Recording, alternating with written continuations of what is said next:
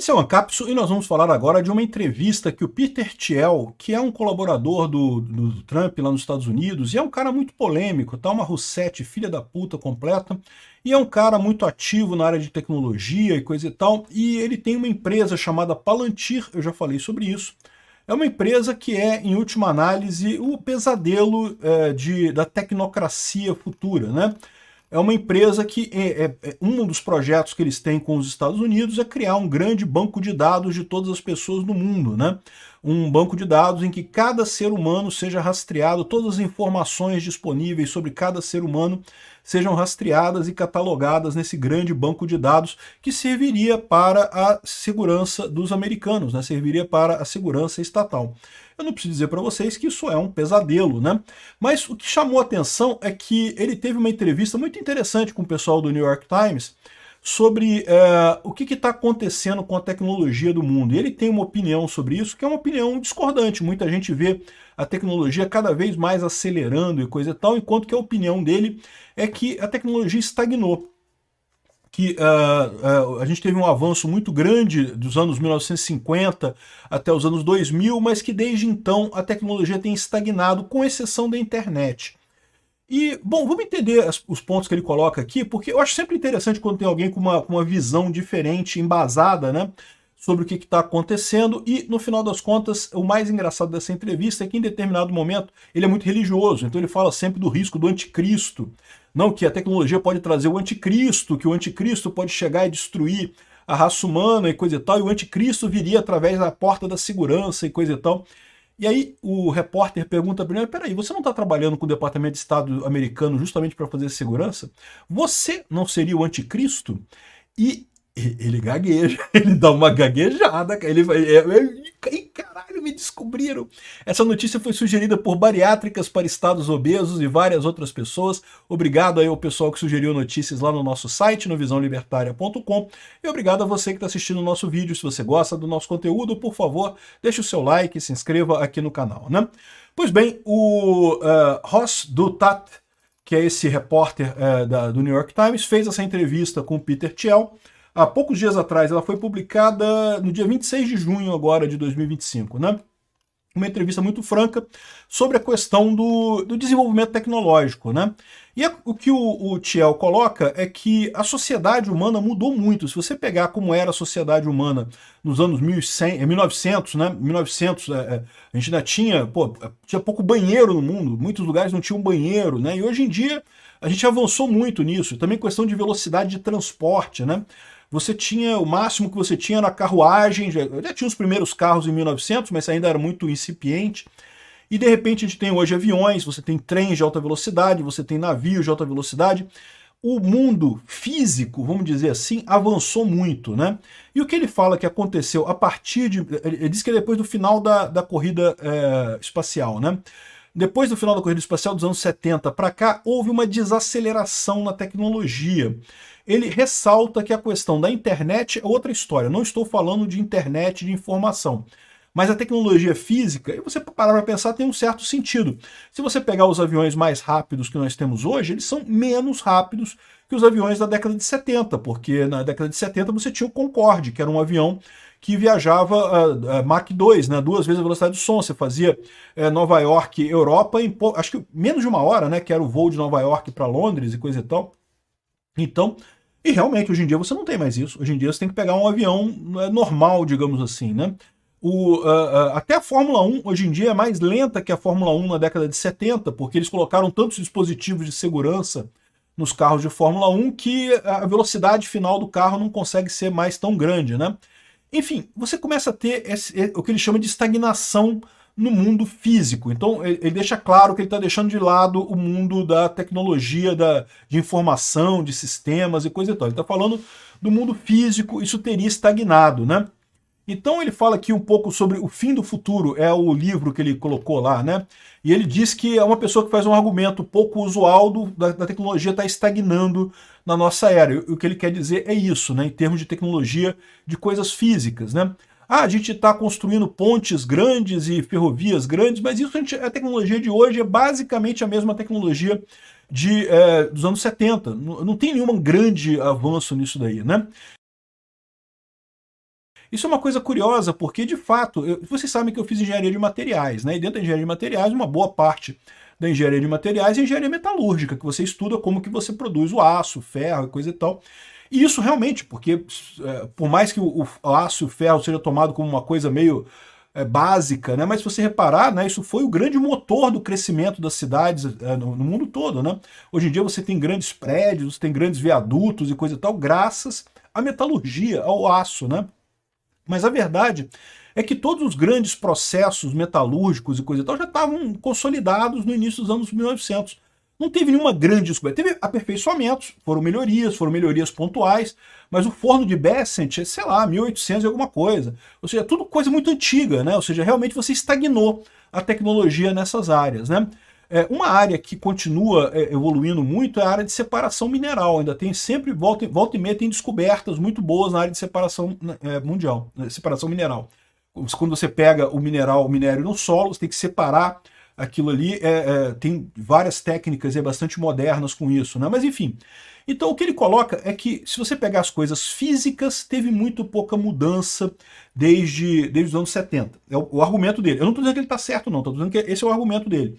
Ele fala também com relação a expectativas do futuro, fala sobre 2000, o filme, né, que De Volta para o Futuro, que quando apareceu em 1985, pintou um 2015 com carros voadores e não sei o que lá, e a gente já passou 2015, já tem um tempo, e nada de carro voador, né, nada de skate flutuante, nada disso, né.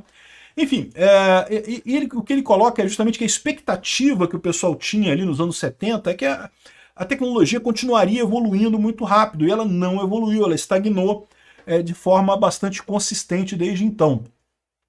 Mas ele sempre ressalta que a parte de tecnologia da informação, de internet, coisa e tal, isso é outra coisa, isso é outra história. Agora, o que eu falo para ele é o seguinte, na verdade, esse é o caminho que para onde nós estamos evoluindo, porque pode parecer pouca coisa, mas o fato é que a informação é muito importante na nossa sociedade. Eu sempre digo isso. O que diferenciou o ser humano dos outros macacos, dos outros animais que tem ali na África? Por que o ser humano tem tanto sucesso? Porque o ser humano troca experiências. Desde o início a gente tinha comércio, tinha compra e venda, tinha economias, né? Tem pedras lascadas que eram da região do Quênia, que foram encontrados no sul da África, ou seja, na época paleolítica, lá o pessoal ainda nem era ser humano direito ainda, era Homo erectus, já fazia comércio, já trocava, já levava coisa de um lado para outro. Então, essa é a nossa vantagem, é justamente o conhecimento, é a informação, muito mais do que a coisa física em si, né? Então, assim, eu discordo dele nesse sentido. Ele achar que paramos a evolução porque estamos focando na inteligência ou na informação, eu acho que não. Eu acho que a gente está otimizando exatamente as coisas com a questão da informação, né? Mas é um ponto de vista interessante que ele coloca. Ele lembra também sobre uma série de doenças que até hoje parece, né? A gente teve tantos ganhos em termos de medicina durante um tempo que parece quase impossível hoje em dia você... Pô, como é que tem câncer ainda? Tem Alzheimer, não conseguimos resolver o Alzheimer, que é um problema tão conhecido, tão estudado, né? E de fato, né? Só que é um problema difícil, não é um problema fácil, né? Ou seja, enfim, e câncer, por exemplo, vários câncer hoje em dia são muito mais fáceis de serem diagnosticados e tratados do que eram no passado, tá? Câncer, a coisa de 100 anos atrás, era sentença de morte, morreu, não tem jeito. Hoje em dia, se o câncer for descoberto a tempo, a chance de você sobreviver é muito grande, ter uma vida normal e coisa e tal, né? Não, continua sendo uma doença terrível, dependendo do tipo de câncer, continua sendo uma sentença de morte, mas não é mais como era antes. Então a gente está evoluindo, né? É porque câncer também tem um outro problema. Câncer é um nome dado para um negócio que, na verdade, são várias doenças. O câncer de um tipo é muito diferente do câncer de outro tipo, né? Câncer é a célula do ser humano começar a se reproduzir de forma descontrolada e começar a agir contra o organismo, né? E aí tem vários tipos de câncer, de próstata, de útero, de não sei o que lá, de ovário, mas cada câncer, na verdade, é uma doença própria, com características próprias diferentes. Então, de fato, a gente está avançando nesse aspecto. Enfim, ele coloca esse tipo de coisa aqui e ele diz que o grande medo que ele tem, as pessoas têm medo da tecnologia explodir e o mundo ficar... O medo dele é a estagnação, de a gente viver num mundo estagnado em termos de tecnologia, que isso diminuiria o crescimento, né? Por outro lado, ele critica muito o capitalismo e critica muito o socialismo, ele critica aqui o capitalismo do Reagan e o socialismo do Obama e não sei o que lá, enfim, o cara tem umas ideias malucas em termos de política, né? E o fato é o seguinte, ele sem dúvida alguma é uma pessoa inteligente, não estou dizendo que não seja, mas mesmo pessoas inteligentes podem tomar decisões idiotas, né? E aí, qual que é a jogada dele? A jogada nessa história toda, quando chega aqui no final da entrevista, ele fala sobre... o cara pergunta para ele sobre a questão do anticristo, né? Ele é uma pessoa muito religiosa, ele fala esse negócio todo, né? Então, ele fala aqui que...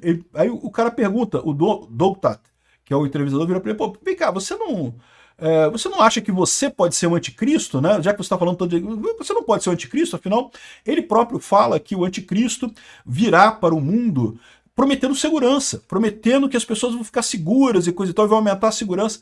E é exatamente isso que ele diz na empresa dele, na Palantir, né? A Palantir está pretendendo fazer todo esse banco de dados global de pessoas para a segurança dos americanos. A ideia é que os americanos tenham um banco de dados para identificar todo mundo, toda a sua vida estaria registrada nesse banco de dados americano para eles saberem quem é você, qual é a sua intenção, o que você pensa e não sei o que lá, e daí poderia usar a inteligência artificial para tomar as decisões, isso seria para garantir a segurança. Aí o repórter, pô, peraí, mas você não é então um anticristo nessa história toda? Você não está garantindo a segurança? Olha só, eu vou tocar o vídeo aqui, porque o vídeo fala melhor do que eu descrevendo o que está acontecendo. Tá? Ele está falando em inglês, evidentemente, eu não vou traduzir, mas o importante é você prestar atenção à reação dele, tá? I feel like that Antichrist would maybe be using the tools that you were building, right? Like, wouldn't the Antichrist be like, great, we're not going to have any more technological progress, but I really like what Palantir has done so far, right? Yeah, I mean, isn't that a concern? Wouldn't that be the irony of history would be that the man publicly worrying about the Antichrist accidentally hastens his or her arrival? There are all these different scenarios. I obviously don't think that that's what I'm doing. I mean, to be clear, I don't think that's what you're doing either. I'm just interested in... Vem cá, você não é o anticristo, cara. Bem, olha, é lógico, eu não acho que é isso que eu estou fazendo e não sei o que lá. Eu não sei não, esse cara é perigoso, eu vou te falar uma coisa. Tava tendo aqui, tem o pessoal falando sobre o grupo Bilderberg, né, que é o grupo secreto de elite global, que o Peter Thiel frequenta já há muitos anos, né? Aliás, ele está na lista de participantes de 2025. Você pode procurar aqui no site do Bilderberg, aqui tá aqui, ó, Peter Thiel, presidente da Thiel Capital lá dos Estados Unidos, mais um monte de gente aqui, né? E o grupo Bilderberg é aquela associação, a própria BBC fala aqui, ó, para não dizer que é teoria da conspiração sem sentido, a BBC, que teoricamente é uma mídia tradicionalista, né, uma mídia tradicional, né? Ela fala aqui, em determinado momento, o grupo secreto da elite global que se encontra todos os anos em hotéis de luxo. E ele fala aqui especificamente que o pessoal tem muito medo do Fórum Econômico Mundial, e eu sempre falei isso, mas o Fórum Econômico Mundial, assim, é um negócio público demais para ser um negócio desse, né? Mas da mesma forma, eu digo para vocês, esse pessoal que se encontra, eles podem ser uma grande teoria da conspiração, de governar o mundo e coisa e tal, não acredito nisso. As pessoas têm menos poder do que o excedente de poder que tem uma pessoa com muito dinheiro é menor do que as pessoas pensam.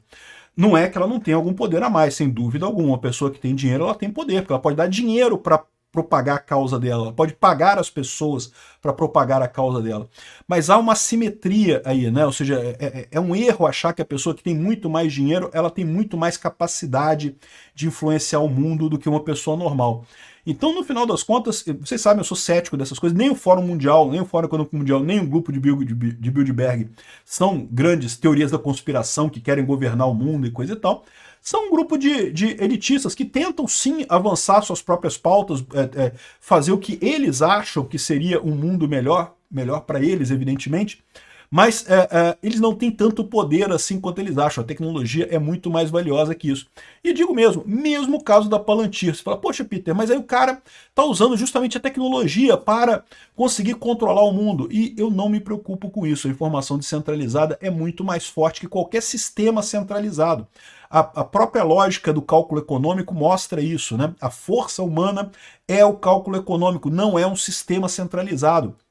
Sistema centralizado por melhor que seja a intenção, por melhor que seja a técnica dele, ele vai ser inferior ao que acontece no mundo tradicionalmente, nas compras e vendas e interações entre pessoas reais no mundo, né? Então, a história é essa. O cara é um anticristo? Não tem anticristo nenhum, porra. O cara é um cara inteligente na área tecnológica, tem umas ideias diferentes, de certa forma, não deixa de ter um ponto de vista diferente sobre essa história aqui. Eu acho uma preocupação grande essa questão de privacidade desses sistemas da Palantir, mas não tem esse poder todo, não. Obrigado por assistir o vídeo até o final. Além de curtir, compartilhar e se inscrever no canal, considere se tornar patrocinador com valores a partir de R$ 1,99. Clique no botão Seja Membro abaixo para saber as condições e vantagens de patrocinar o canal. Mais informações sobre o nosso projeto, visite nossos sites indicados na tela.